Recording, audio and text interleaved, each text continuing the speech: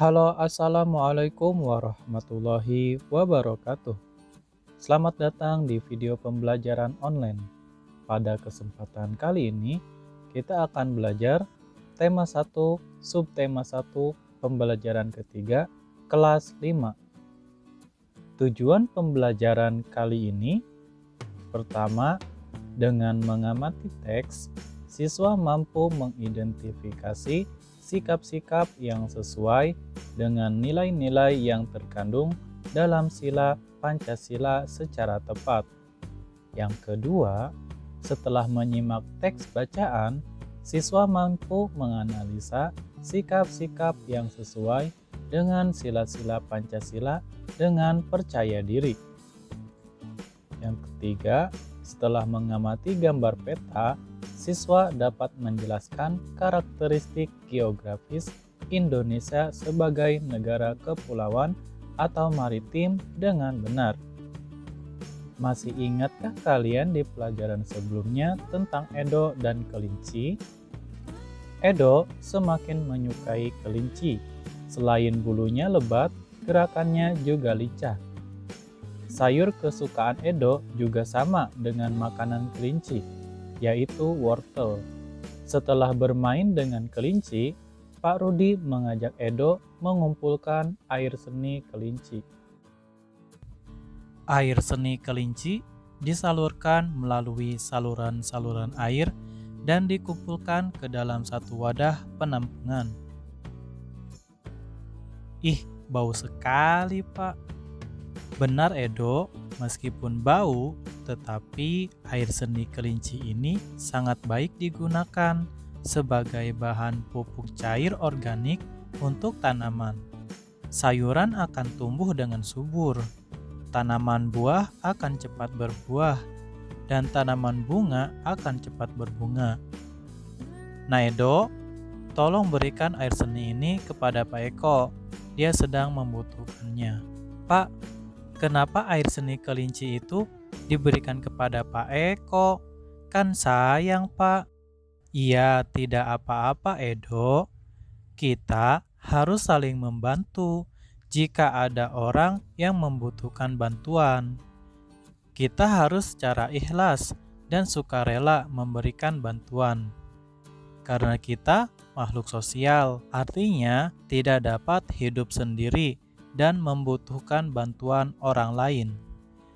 Dan ingat, saling membantu dan tolong-menolong adalah bentuk dari pengamalan sila Pancasila juga loh. Benar sekali, Pak. Jika tidak salah, sila kemanusiaan yang adil dan beradab. Pancasila adalah dasar negara Indonesia. Pancasila mengandung nilai yaitu ketuhanan, kemanusiaan, persatuan, kerakyatan, dan keadilan. Di sila pertama mengandung nilai ketuhanan. Pertama, beriman kepada Tuhan Yang Maha Esa, menjalankan perintah dan menjauhi larangannya. Kedua, memiliki toleransi antar umat beragama. Dan yang ketiga, tidak memaksakan kehendak ataupun mengejek antar umat beragama. Sila kedua mengandung nilai kemanusiaan. Yang pertama, mengembangkan rasa saling mencintai sesama manusia. Kedua, melakukan kegiatan kemanusiaan. Ketiga, berani menegakkan kebenaran dan keadilan. Yang terakhir, menjauhi rasialisme atau membedakan ras atau suku. Sila yang ketiga mengandung nilai persatuan. Pertama, menerapkan sikap cinta tanah air. Kedua, rela berkorban demi bangsa dan negara. Ketiga, memajukan pergaulan demi persatuan dan kesatuan bangsa yang berbineka tunggal ika. Contoh sila ketiga, upacara bendera, cinta tanah air, rela berkorban, dan memajukan pergaulan demi persatuan. Sila keempat, mengandung nilai kerakyatan. Yang pertama, mengutamakan kepentingan umum di atas kepentingan pribadi dan golongan. Dan yang kedua, mengutamakan budaya musyawarah dengan asas kekeluargaan. Contoh dari sila keempat yaitu pemilihan ketua kelas, pemilihan ketua RT, RW, kepala desa, atau presiden dilakukan dengan cara musyawarah. Dan yang terakhir, sila yang kelima mengandung nilai keadilan. Pertama, bersikap adil terhadap sesama. Yang kedua, bersikap hemat. Dan yang ketiga, memiliki sikap bekerja keras dan menghargai hasil kerja keras orang lain. Contoh dari sila kelima, tidak menerima suap, selalu menghargai dan menyayangi sesama, dan belajar menabung. Nah, selanjutnya yang akan kita bahas yaitu perilaku sesuai dan tidak sesuai Pancasila. Pada sila pertama, perilaku yang sesuai yaitu diantaranya beribadah sesuai agama dan kepercayaan masing-masing. Tidak memaksakan agama kepada orang lain. Sedangkan perilaku yang tidak sesuai diantaranya yaitu melarang orang lain beribadah, berbuat gaduh saat orang lain beribadah.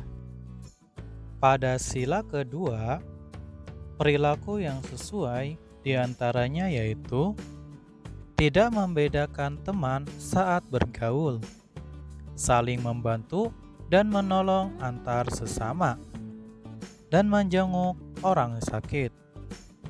Sedangkan perilaku yang tidak sesuai diantaranya yaitu tidak mau berteman dengan orang miskin atau jelek, berbicara kasar kepada orang lain, dan menyerobot antrian. Pada sila ketiga, perilaku yang sesuai diantaranya yaitu ikut kerja bakti di sekolah, gotong royong, dan mempelajari budaya daerah lain di Indonesia. Sedangkan perilaku yang tidak sesuai diantaranya yaitu tidak mau berteman dengan orang yang berbeda suku, tidak mau bekerja bakti, senang memakai produk luar negeri daripada produk dalam negeri. Pada sila keempat, perilaku yang sesuai diantaranya yaitu musyawarah mufakat dan melaksanakan hasil musyawarah dengan baik. Sedangkan perilaku yang tidak sesuai di antaranya yaitu tidak mengikuti pemilu dan tidak menerima pendapat orang lain. Pada sila kelima, perilaku yang sesuai di antaranya yaitu menghukum pelanggar hukum dengan adil dan memberikan kesempatan orang tua untuk duduk ketika di angkutan umum. Sedangkan perilaku yang tidak sesuai diantaranya yaitu mencontek saat ulangan dan tidak membayar pajak. Selanjutnya mari kita mengamati peta Indonesia. Nah, ini dia merupakan peta Indonesia yang dimana sebuah gambaran luasnya tentang negara kita. Coba dilihat di sebelah sini, ada arah mata angin. Tulisan B menunjukkan arah barat, tulisan U menunjukkan arah utara, tulisan T menunjukkan arah timur, dan tulisan S menunjukkan arah selatan. Mari kita amati kembali peta Indonesianya. Kalau dilihat, di sini ada tulisan 95 derajat BT. Apa sih artinya? Bahwa Indonesia terletak pada 90 derajat bujur timur. Apa itu bujur timur? Nah, ini garis ini adalah yang namanya garis bujur. Garis bujur adalah garis khayal yang membagi wilayah Indonesia menjadi barat dan timur. Di sini ada Sabang. Sabang itu terletak pada 90 derajat bujur timur, sampai Merauke terletak di 141 bujur timur. Kemudian letak Indonesia di antara 6 derajat lintang utara sampai 11 derajat lintang selatan. Nah, ini namanya garis lintang, yaitu garis khayal yang membagi wilayah bumi menjadi utara dan selatan. Selanjutnya, Indonesia juga memiliki batas-batas wilayah. Di sebelah utara, Indonesia berbatasan dengan Malaysia, Singapura, dan Filipina. Di sebelah selatan, Indonesia berbatasan dengan Australia. Di sebelah barat, Indonesia berbatasan dengan Samudra Hindia. Dan di sebelah timur, Indonesia berbatasan dengan Papua Nugini. Nah, itulah tadi pembahasan tentang pembelajaran ketiga dari tema 1, subtema 1, kelas 5 SD. Cukup sekian dan terima kasih, mudah-mudahan bermanfaat. Wassalamualaikum warahmatullahi wabarakatuh.